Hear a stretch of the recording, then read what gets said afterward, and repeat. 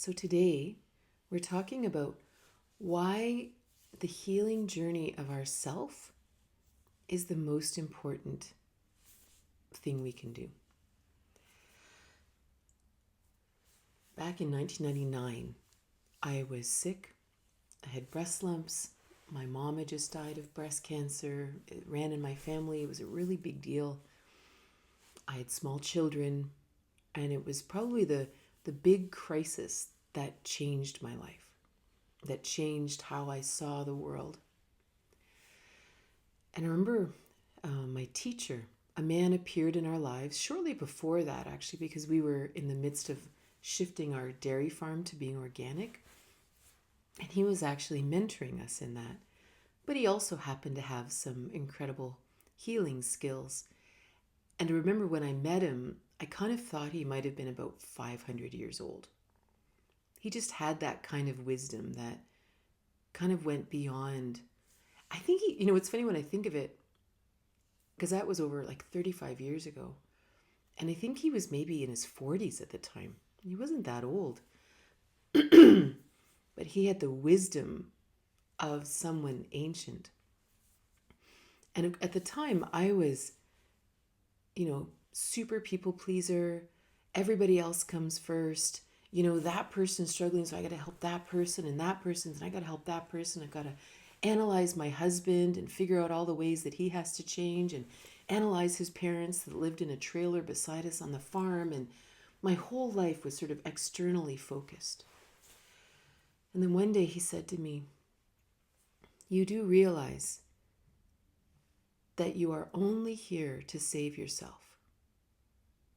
None of that other stuff matters." This was impossible for me to hear. I couldn't even understand what he was saying. And it wasn't just because I was raised in a society that said, you have to be selfless.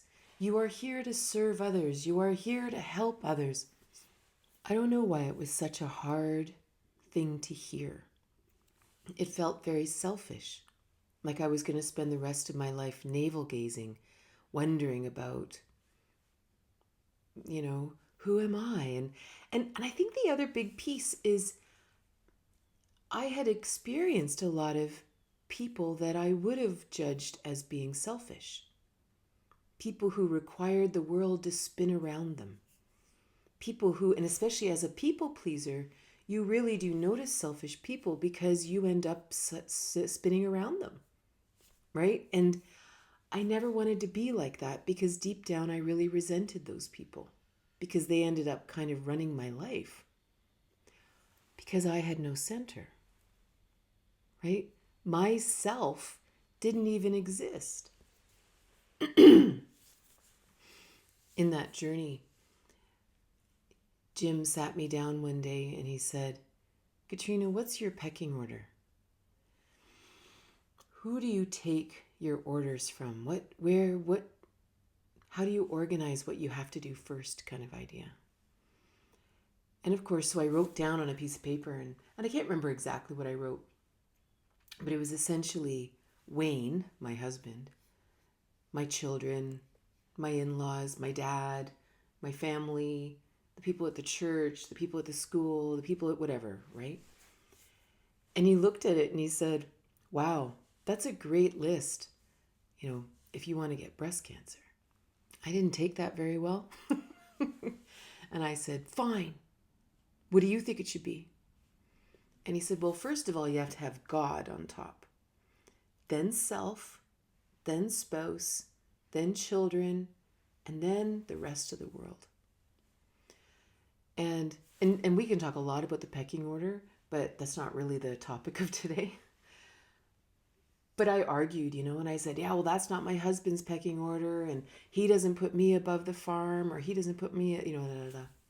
And he says, "Katrina, the biggest problem is that you're not even on the list. That it's like you are just this ghost with arms that is going around serving everyone else. But what about Katrina? And if you're not on the list, God can't be on your list." And again, I know the word God is a real triggery thing, so just replace it with higher wisdom, general consciousness, whatever it is for you, universal wisdom. But he said, how are you ever to hear divine guidance if you're not even home?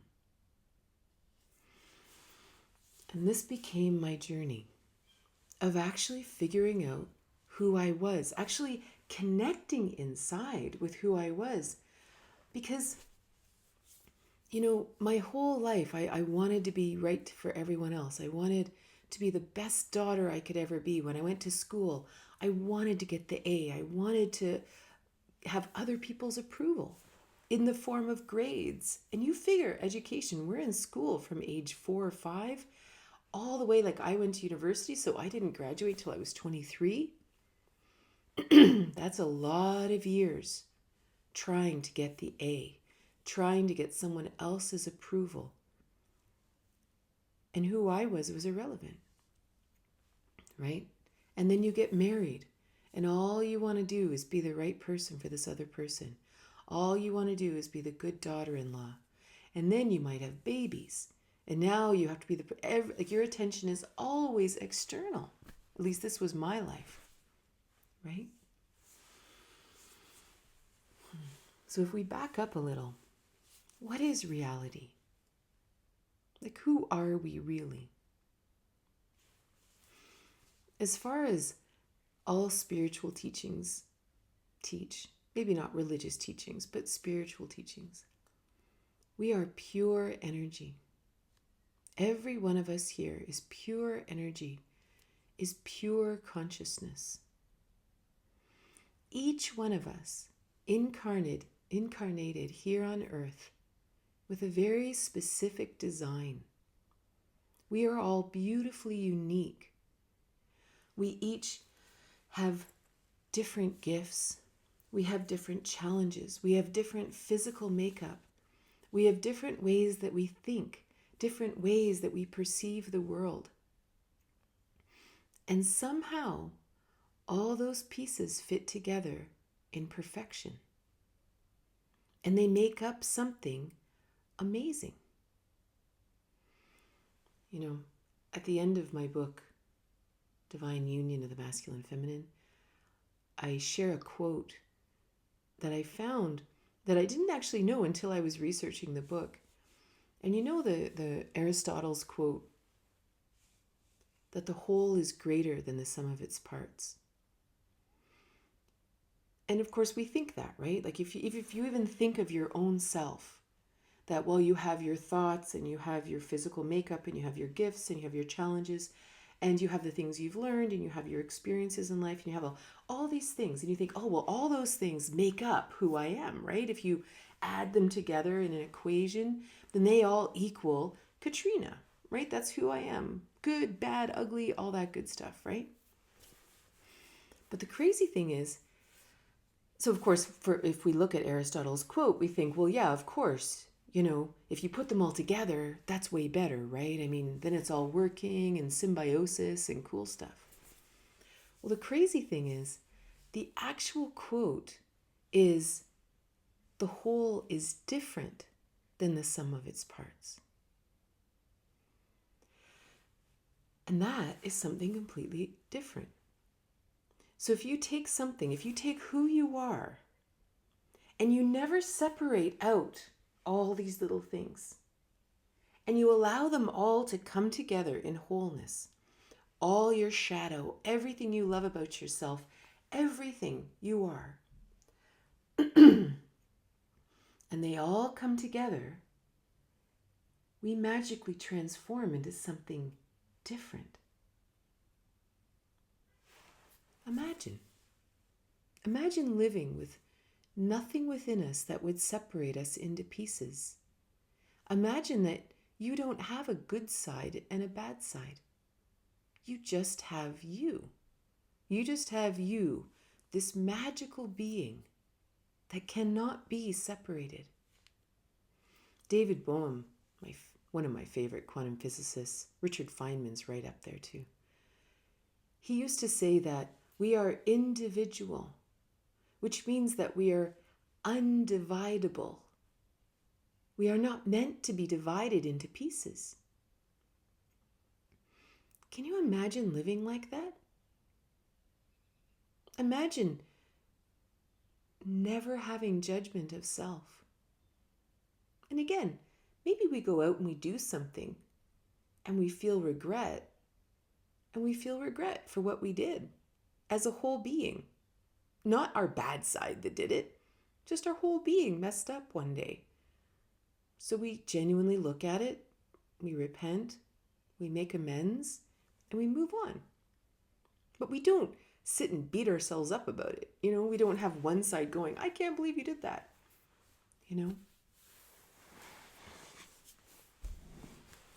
But the reality is we come in as this beautiful consciousness. But then we live in this very strange shadow world that tells us that one half of me is evil and the other half of me is good. Or we're told that we are not good enough. We can, even if you get the A, maybe you can get an A+. Or if you can get the A, maybe you should be doing more. Doesn't matter how good you are, you can always improve, right? I mean, you can't be so conceited to think that you're perfect, right? That's not okay. Humility is the only way. Which is also true, right? Humility before an infinite universe is extremely healthy. But humility doesn't mean we aren't perfect. Humility just means everybody's perfect. Everybody. Even the people that we may judge to be extremely imperfect, they're not. That's our own issue. That's our own weird lens that we're looking at them through. Everybody's perfect. But again, it's not about everybody. It doesn't matter what other people are doing. We are the only thing that matters in the land of change, right? I'm not saying that nobody else matters. I'm saying that if we want to look at what can shift and change and grow in the world, it's only us. We are the only one that we have to look at. Because the reality is, we're all a little twisted, right? We've all been living in this weird shadow world that has been telling us that we're sinful and rotten and not good enough, and that we need to do something to make ourselves lovable or to make ourselves worthy. And so what we do is we take those twists and we go out into the world and we interact with others in all of our juicy little twisted ways. And I don't mean in our happy, whole, and unique and eccentric ways. I mean we take our twists out into the world and we experience them over and over and over again with other people. And then someone might say, well, this is really, are you sure you're happy doing that? Oh, you think I'm the only one? Look at all those people out there. Look how twisted they are. And we do this weird deflection that because everybody's twisted, I don't have to work on me. I don't have to figure me out, right? So it's an interesting journey to actually living in that perfection. Like, as much as I say we're all perfect, the reality is there's a battle waging inside of us. And if we don't understand our perfection, then we don't live it. We actually do live as divided beings. That there's this that's okay and there's this that's not okay and everything else. And then what do? We go out in the world and we project that reality, because it's the only one we actually know, onto other people. Well, I like that thing about that person, but I don't like that about them. And that's really good, but they could really improve that. Because that's the only reality we have inside. So, the other thing I want to mention is this idea of becoming whole, as Aristotle would say. It's the same root for the word healing, right? So no matter where we are on our journey, every time we heal something inside of us that divides us, something, judgment, anger, whatever it is that's inside of us, every time we do that, we become a little bit more whole, a little bit more healed. And all of a sudden, it's almost like, we connect these two pieces, and all of a sudden, energy is now flowing through that circuit, and everything changes. And then all of a sudden, we can connect another circuit, and everything starts to flow and everything changes. The body, mind, spirit wants to live in wholeness, right? That is its natural state.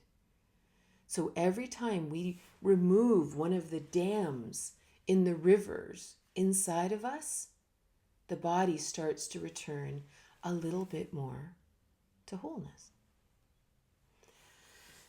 But it's also really important to understand that this healing journey is not forever. We do not spend our entire life healing. That isn't why we came to Earth. Because we often think that, oh, you have no idea, though, how messed up I am. Like, you have no idea where I'm at in life. And it's like, everything can be healed, right? And again, I'm not talking about if you had an accident and you had an amputation or something. I'm talking about wholeness as a being. I'm talking about whole consciousness, right? Whatever it is, we can find a solution. We can find a healing path for that. And at some point, we will be whole. Then we will really live. But the beautiful thing is, every single step, maybe if you imagine yourself that maybe 10% of me is connected on the inside right now. And then you're 11%, 12%, and then every so often it jumps because all of these beautiful things are working together. And then suddenly you're 25%.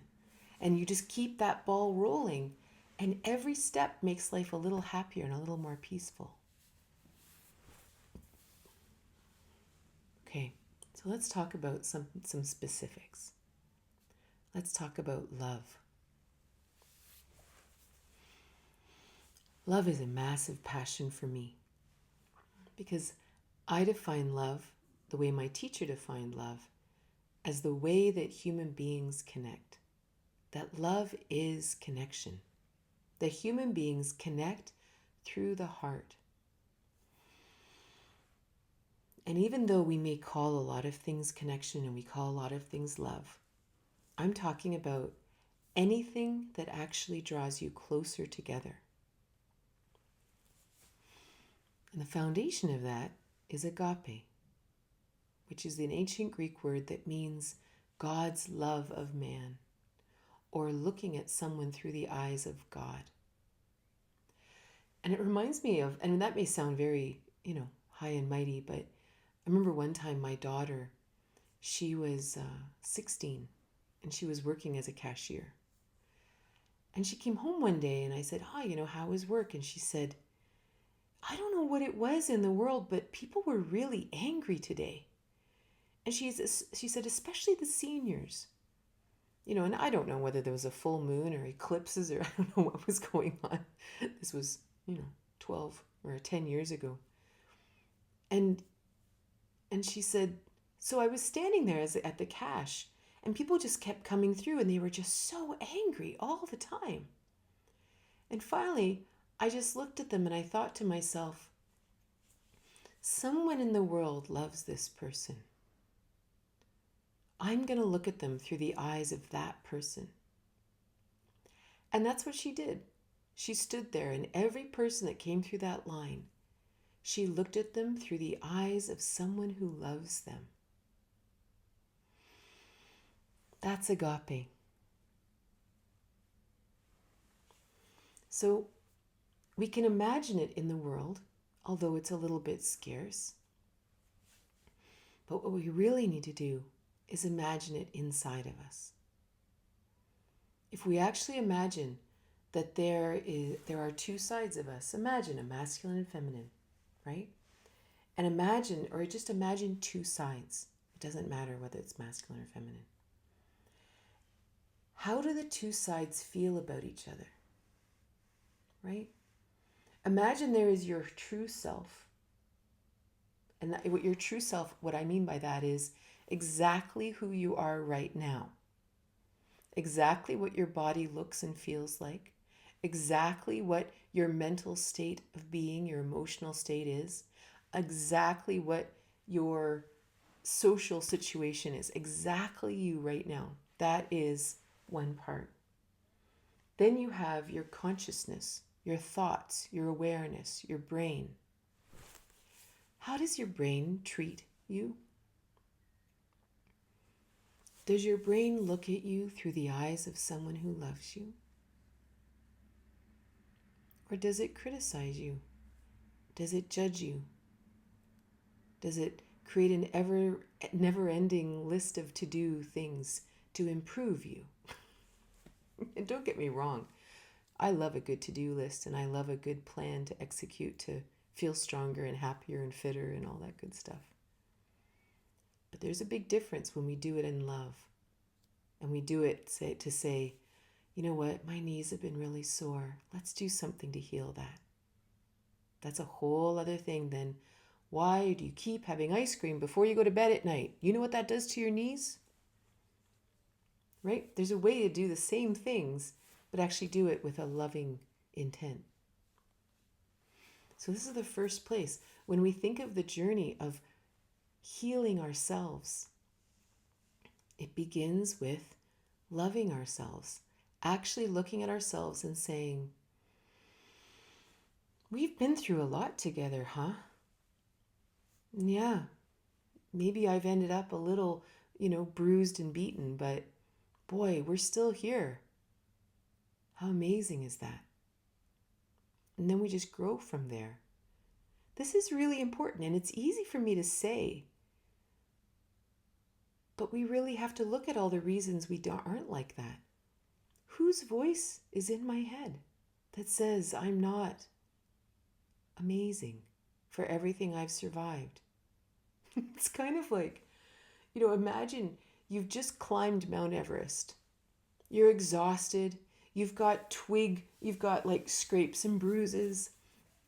You haven't slept well in, a month. I have no idea how long it takes to climb Mount Everest. And you get to the bottom. Do people look at you and say, wow, you look like a bag of caca? Like, what's wrong with you? Why are you so tired? Look at your body. It's all beaten up and you've got bags under your eyes. You're horrible. Like, is that what we do after we've climbed Mount Everest? No.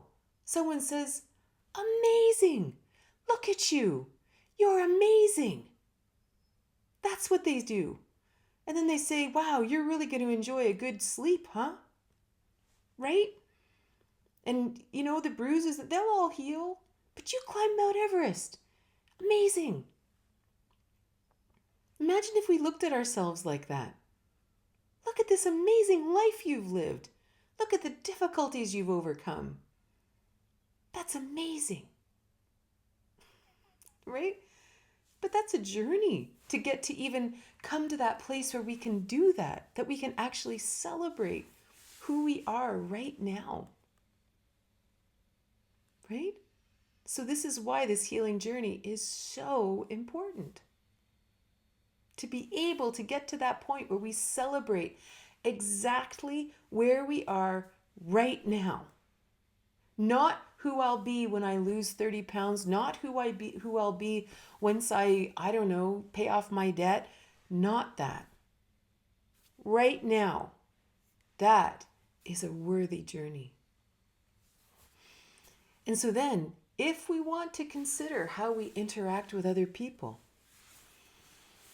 if we genuinely have that inner voice, genuinely have the inner voice that celebrates us, who we are right now, how do we interact with other people?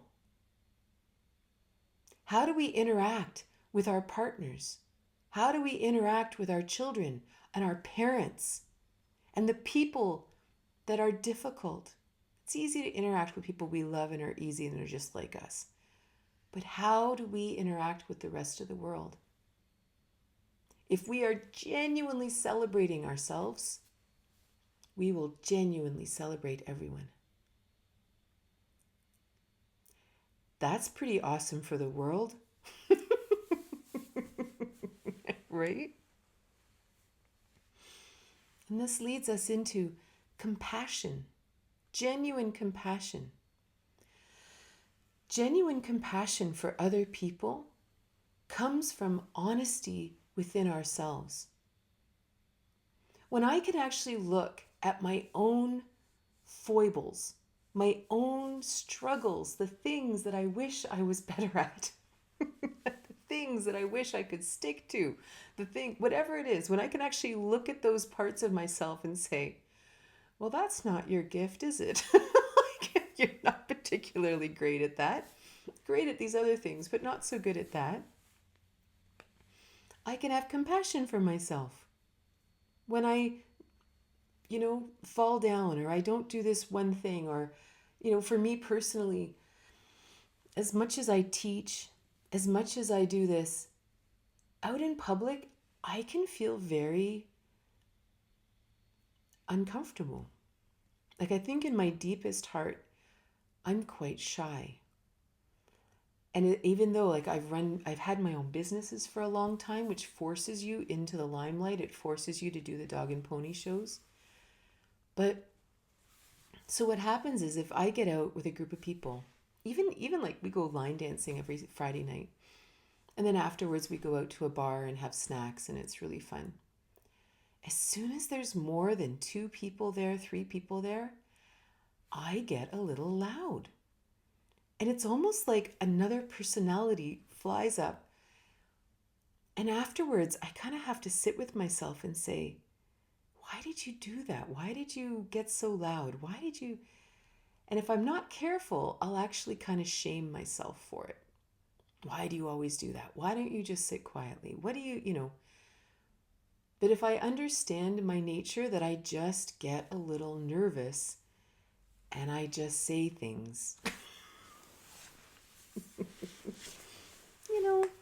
Whatever. That's my coping mechanism. And then I'll get back one-on-one with someone and I'll settle back into who I really am. But then, what if someone else gets really loud at a party? Right? What if someone else acts out and they kind of get a bit big for their britches and they get a little bit annoying?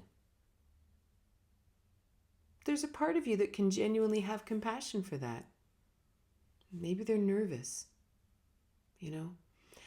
I also, that if something's going on in my life that I'm really chewing on, and I'm actually working with anger inside, anger I haven't dealt with, out in a group, I can get pretty preachy.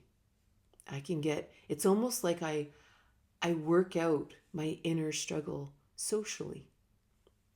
And can you believe that? And what the heck? And blah, blah, blah. And I can get really self-righteously passionate about things.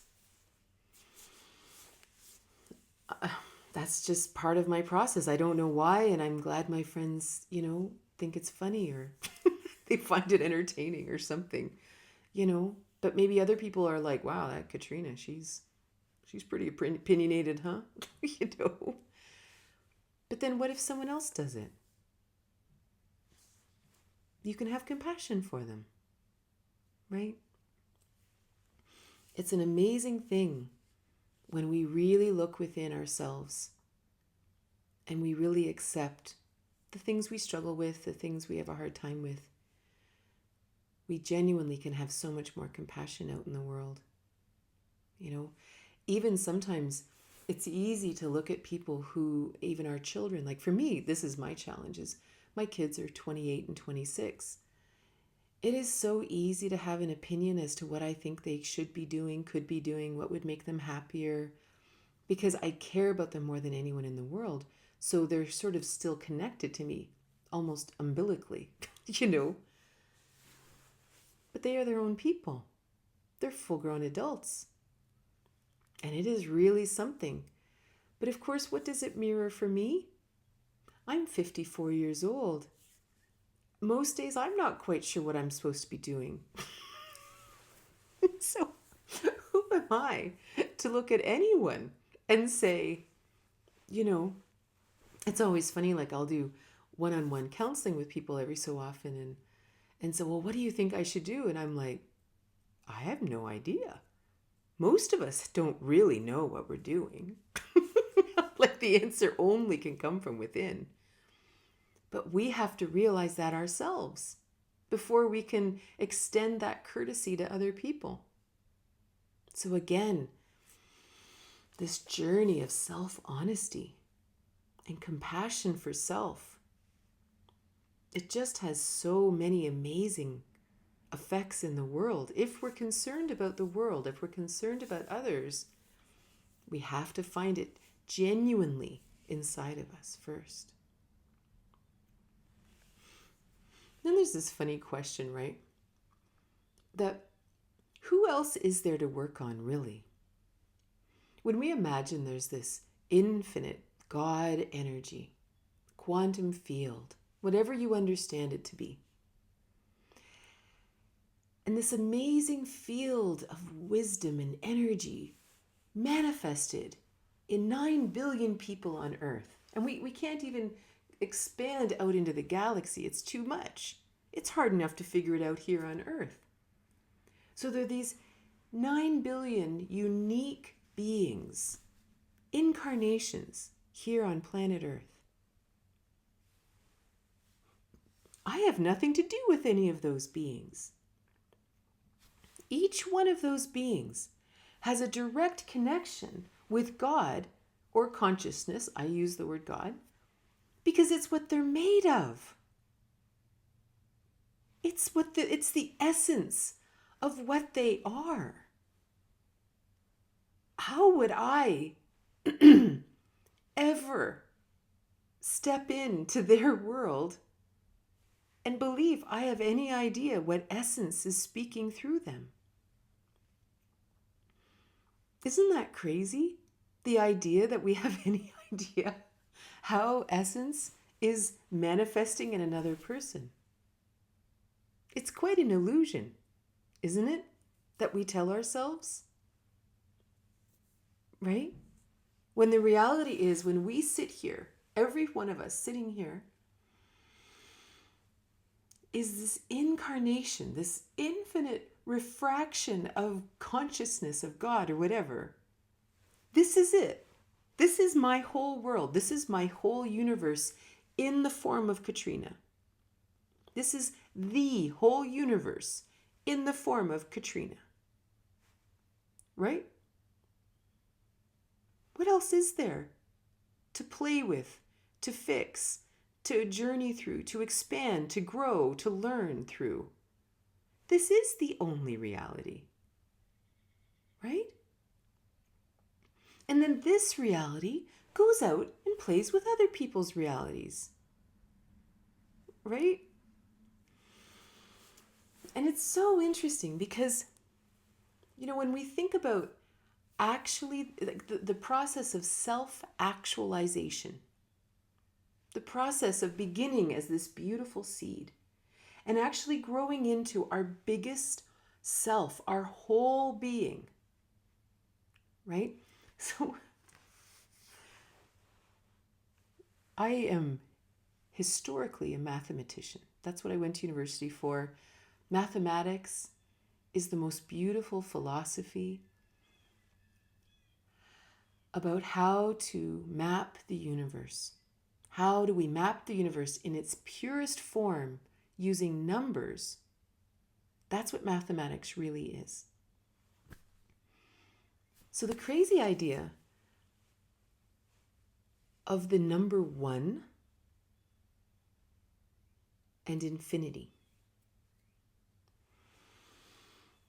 If we think about the geometry of this, of 1, just the number 1.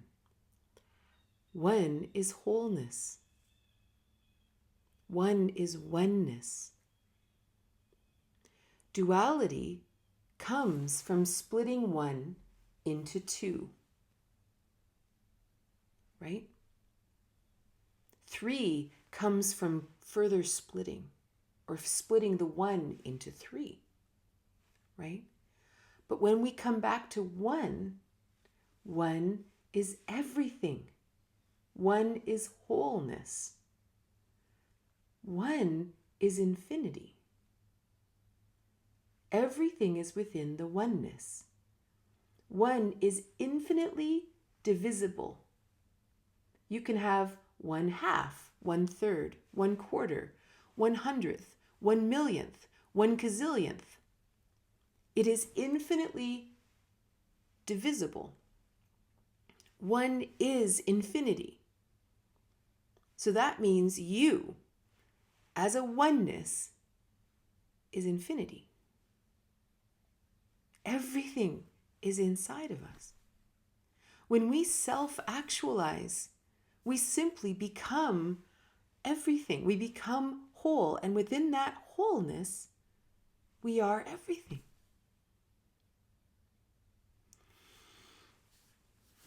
When I first met Jim, my teacher, my spiritual teacher, back in 1999,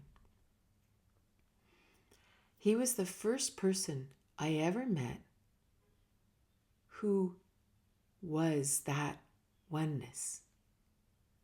He lived that wholeness. It was mesmerizing to be around. You would sit with him, and it wasn't because he was preaching or teaching or anything like that. You just were with him. And it wasn't like he had this high vibe. Like we have this idea that it's a higher vibration, it's a higher something. It's like, it's not higher. It's wholeness. It's understanding our epic galactic reality. And so you hang out with Jim, and he's just joy. He's just happy. Or he's angry. Or he's whatever. But he's whole. And when you're around someone who's whole, it changes you. It's very, very interesting. There's almost a magic about a person who's whole. And this comes back to this discussion of Aristotle, that the whole is different than the sum of its parts. Right? It's different. It's magic. It's transcendent. It's sparkly. So human beings are social creatures, right? As much as I'm talking about, that the entire universe is inside of us, we are social creatures. Now let's imagine a world where all of these epic, whole, self-actualized, sparkly, magical beings wander around the earth together.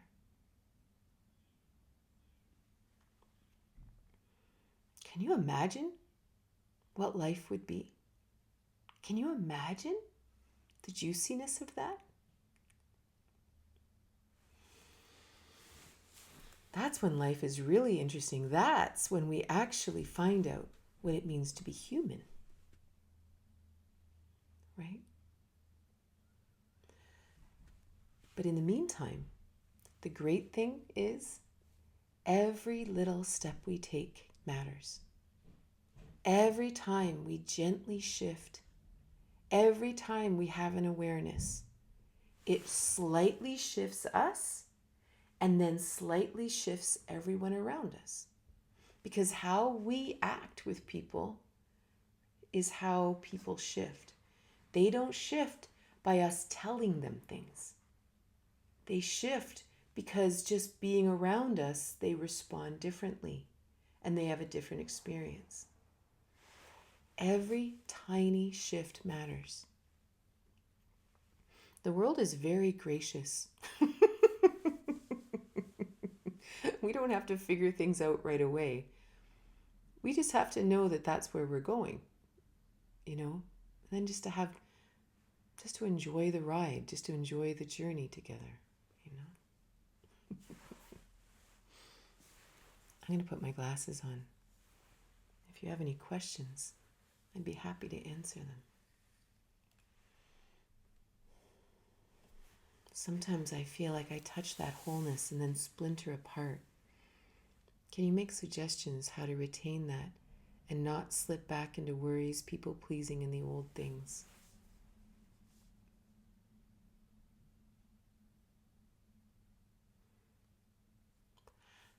I think this is where a daily practice is so helpful. They call it a spiritual sadhana. Sadhana means daily practice that expands us. So imagine this is where you decide, I teach Kundalini Yoga. So maybe you do a Kundalini Kriya every day for 40 days. Good days, bad days. Because of course, as you said, it's the bad days or the difficult days that we slip back into the old patterns. So we say, I am going to do a Kriya every day. Or maybe you say, you know what? Every day I am going to meditate for 10 minutes. Every day. Doesn't matter. Every day I am going to walk 2 kilometers. Every day. And I'm going to have a calendar and I'm going to put a big X or a big heart and I'm going to go buy stickers. I'm going to put a heart on every day that I do whatever my sadhana is. And this is what helps us stay in a new consciousness. Right? Sadhana means daily practice, but it's a very specific kind of daily practice. To also understand, sadhana is Sanskrit, and so it also may have 500 other meanings. But within the tradition I understand and how I was taught, sadhana is something you do every day that helps to expand you. So it isn't necessarily something that's easy. It's something that you have to do that's a little challenging, right? It has to expand you, which is why, like in the tradition of yoga I teach, you often don't choose a kriya that's easy.